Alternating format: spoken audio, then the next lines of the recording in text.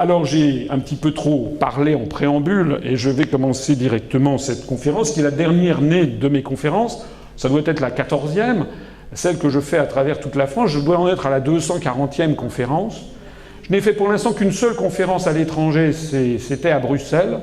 Et la deuxième, c'est à Namur. Donc vous voyez que même si je suis invité en Suisse, je suis invité également au Québec, où j'essaierai de me rendre un de ces jours. Pour l'instant, évidemment, par commodité et puis par proximité, c'est en Belgique les deux seules fois où j'ai fait une conférence. J'en fais une d'ailleurs demain à Bruxelles sur un autre thème qui est sur la construction européenne est-elle encore démocratique. Voilà. Et après-demain soir à Lille sur la tragédie de l'euro, qui est une conférence spécifique sur l'histoire des monnaies plurinationales et les raisons techniques pour lesquelles l'euro de toute façon explosera. Donc cette conférence, les euro-régions, allons-nous laisser détruire les nations ?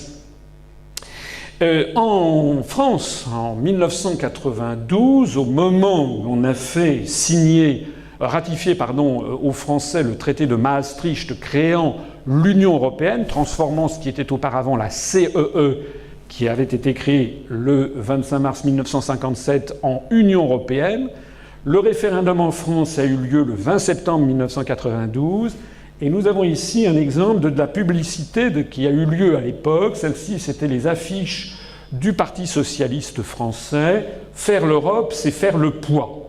Avec d'ailleurs, je me permets de le citer au passage, parce que c'est un sujet dont je reparlerai d'ailleurs demain à Bruxelles plus en détail, le fait qu'il y avait une connotation quand même assez xénophobe, pour ne pas dire un peu raciste, avec ces deux caricatures où l'on voyait d'un côté une planète qui était dominée par un Sumotori japonais, puisque en 1992, le péril jaune, c'était le Japon, maintenant le péril jaune, c'est devenu la Chine, et puis où il y avait un lutteur de catch aux couleurs américaines qui était l'un et l'autre en train de dominer la planète. On a fait croire aux Français, à l'époque, que construire l'Europe permettrait de s'opposer aux États-Unis. Je vous ai dit en préambule que c'est tout le contraire. C'est d'ailleurs tout le contraire à quoi on assiste. La France est devenue le supplétif des armées américaines ailleurs. Et on mettait dans la tête des Français qu'il fallait faire l'Europe pour faire contrepoids face aux grandes puissances du monde. En gros, la thématique, c'est il faut être unis pour être fort. Le petit problème, c'est qu'au même moment que l'on fait ça, des tendances séparatistes se développent partout en Europe. Je vais être extrêmement rapide sur l'exemple belge, parce que je dirai certainement des choses qui vous paraîtront extrêmement, basiques, compte tenu du public à qui j'ai affaire. Il n'est un secret de polichinelle que la Belgique ne se porte quand même pas très très bien, que vous êtes resté pendant je ne sais plus combien de mois sans gouvernement, et que entre la Flandre et la Wallonie, le torchon brûle. Bon, avec par ailleurs l'exemple de la caractéristique de Bruxelles, ville très majoritairement francophone, dans un environnement flamand.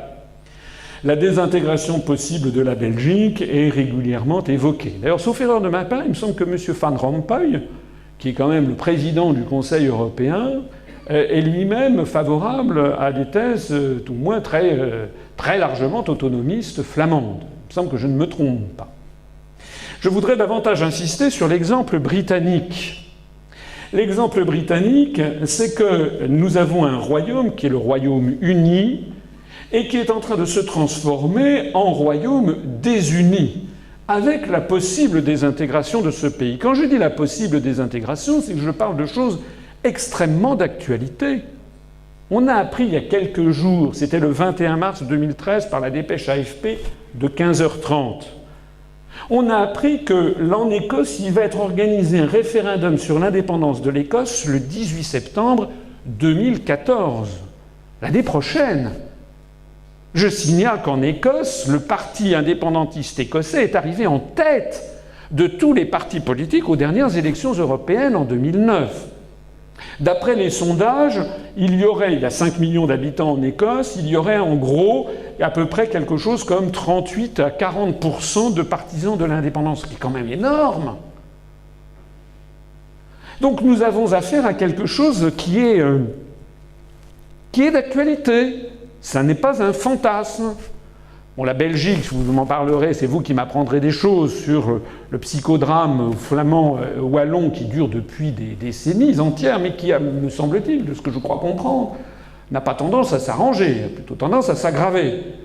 Il est d'ailleurs assez cocasse de voir qu'à Bruxelles, les partisans d'une Europe à 27 vous disent que tout va très bien, que tout ça va baigner dans l'huile. Il leur suffit de descendre dans la rue pour voir qu'un État créé en 1830, avec essentiellement deux langues, je sais qu'il y a aussi une partie germanophone, mais avec essentiellement deux langues, que c'est deux peuples quand même différents. Il n'y a pas que les langues, il y a la religion, il y a toute une histoire derrière, et ils n'arrivent pas à s'entendre. Donc, en tout cas, le 18 septembre 2014 aura lieu un référendum sur l'indépendance de l'Écosse. Notez tout de suite, d'ailleurs, que les États-Unis d'Amérique ne s'opposent pas du tout à ça. Monsieur Obama est venu taper du poing sur la table. Il a même envoyé son secrétaire d'État aux affaires européennes, parce qu'au gouvernement américain, il y a un secrétaire d'État aux affaires européennes, figurez-vous. Moi, j'ai dit que si un jour j'étais président de la République, je créerais peut-être un secrétaire d'État aux affaires américaines au gouvernement français. Mais de quoi je me mêle? Donc il y a un secrétaire d'État aux affaires européennes au gouvernement américain qui est venu, donc, je vous l'ai dit tout à l'heure, exiger des Britanniques et continue d'exiger qu'il n'y ait pas de référendum sur la sortie de l'Union européenne, mais ça, ils ne disent rien. Hein? On en reparlera tout à l'heure. Donc ça, c'est sur le Royaume-Uni. Je vais être beaucoup plus long, si vous me le permettez, sur la Catalogne. Parce que l'exemple catalan est un exemple que je crois tout à fait instructif.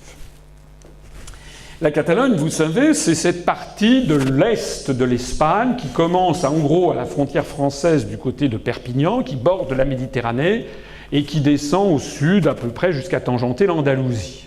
La capitale est Barcelone. Le 18 septembre 2012, vous voyez que ce sont des événements récents dont je vous parle, je ne vous parle pas de l'âge de Cro-Magnon.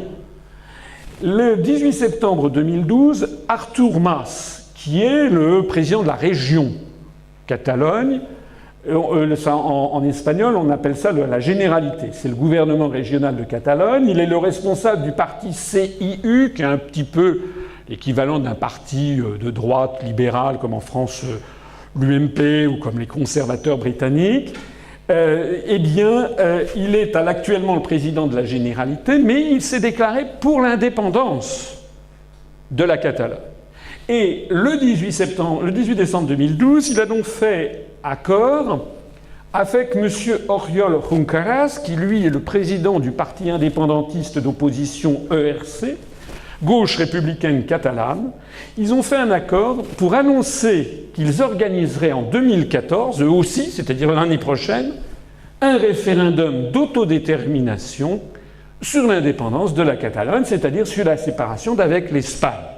Vous voyez d'ailleurs au passage qu'ils s'entourent l'un comme l'autre de drapeaux jaunes avec des traits rouges, qui est le drapeau de la Catalogne, et également d'une forêt de drapeaux européens. Donc ce qui est l'homme à abattre, si j'ose dire, le niveau à abattre, c'est la nation Espagne.